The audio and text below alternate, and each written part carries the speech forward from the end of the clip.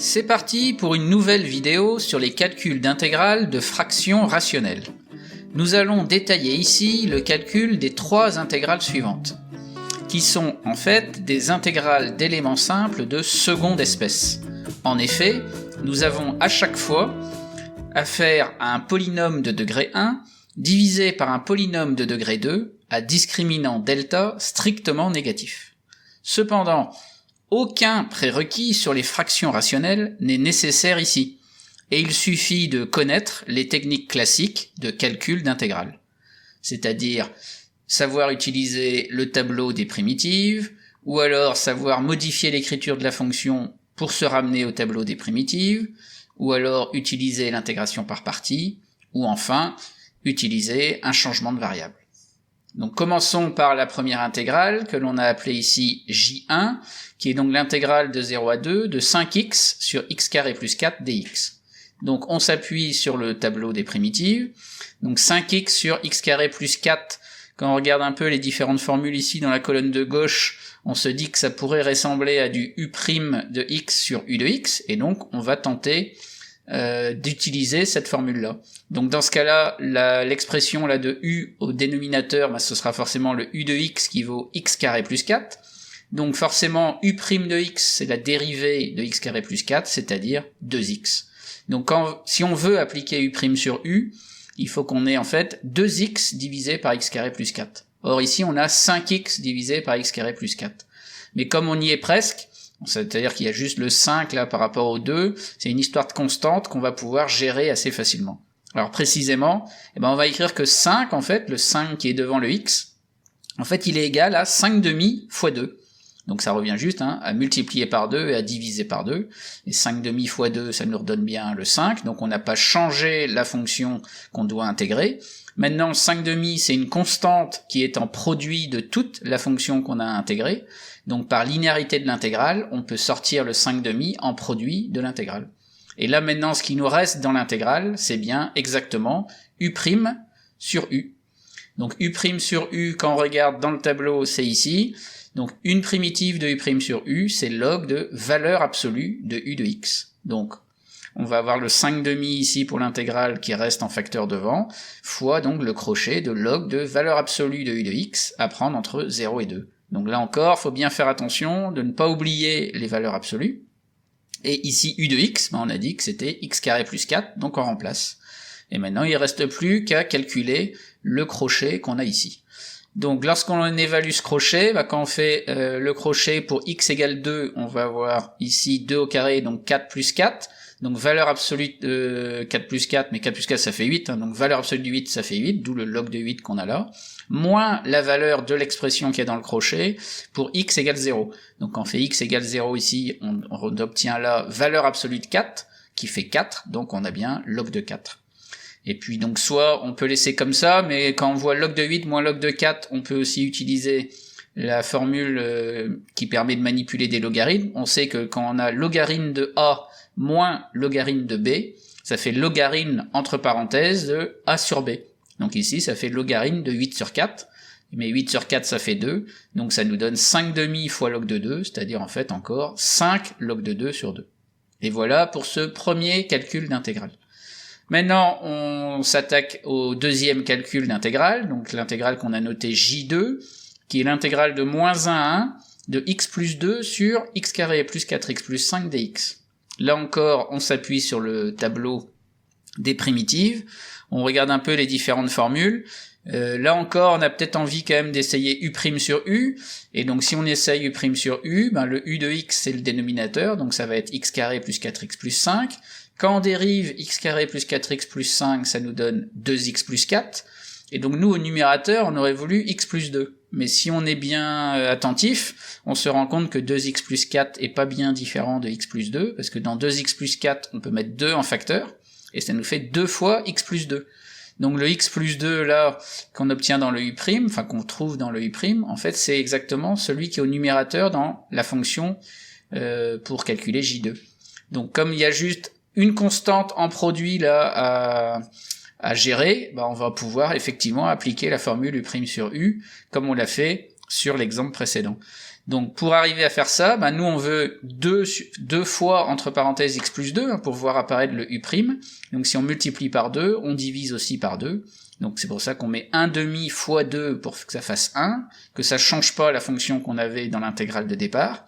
Et là encore on a 1/2 qui est une constante en produit de toute la fonction qu'on doit intégrer. Donc par linéarité, on peut sortir cette constante de l'intégrale. Et là maintenant, dans l'intégrale, on a exactement le u' qu'on a calculé divisé par le u qu'on avait choisi.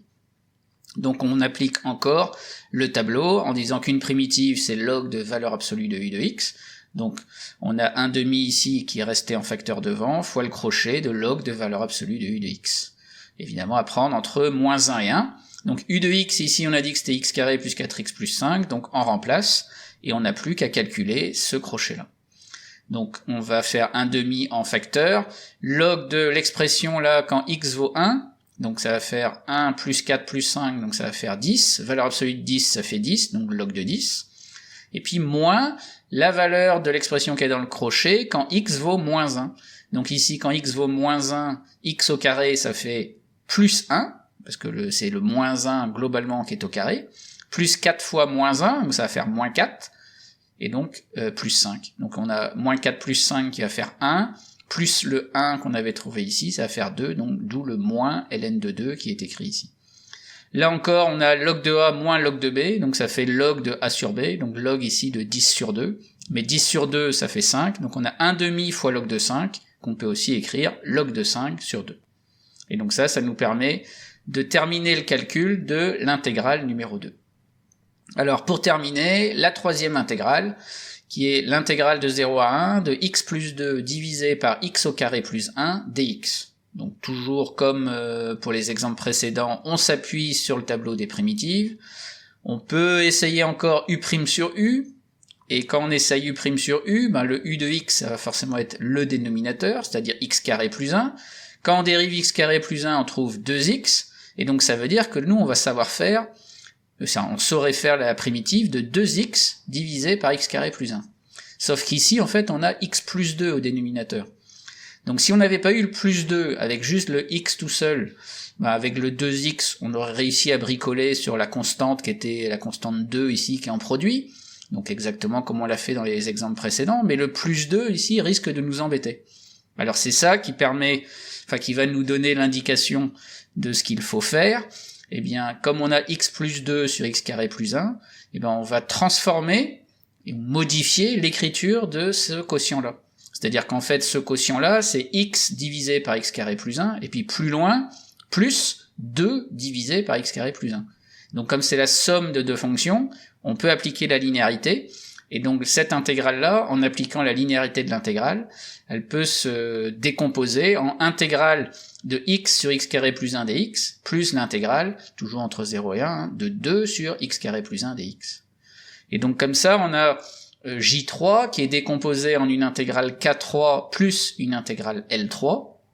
Et ce qu'on vient d'expliquer précédemment là avec le U' sur U, on va vraiment pouvoir l'exploiter pour calculer K3. Donc on se concentre d'abord sur K3. Donc comme on a x au numérateur et que nous notre U' c'est 2x, on fait encore apparaître notre 2x, donc on multiplie par 2, mais dans ce cas-là on divise par 2, donc si on veut on fait 1/2 fois 2, pour ne pas changer l'expression de la fonction. Le 1/2 il est toujours en produit de la fonction, et c'est une constante en produit, donc on peut par linéarité la sortir de l'intégrale. Donc maintenant ici dans l'intégrale on a bien le U' sur U qu'on a donné juste avant. Donc on applique la formule, ça nous fait 1/2 fois dans le crochet log de valeur absolue de u de x. U de x ici c'est x carré plus 1, on remplace et on calcule le crochet. Sauf que quand x vaut 1, ici on va avoir 1 au carré plus 1 qui fait 2, donc on va avoir log de 2. Et quand on fera moins la valeur quand x vaut 0, quand x vaut 0 ici ça nous fait log de valeur absolue de 1, donc log de 1, mais log de 1 ça fait 0. Donc il nous reste juste la valeur en fait quand x vaut 1 qui était comme on a dit log de 2. Donc ça fait 1/2 fois log de 2, donc log de 2 sur 2.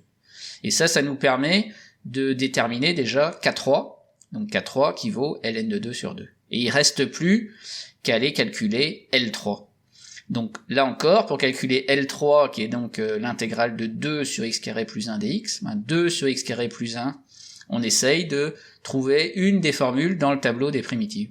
Alors comme on constate qu'au dénominateur ici on a 1 carré plus 1, bah, ça ressemble fortement au dénominateur qu'on a ici pour la dernière ligne du tableau, puisqu'on a bien 1 plus u de x au carré. Et c'est bien que le u de x qui est au carré.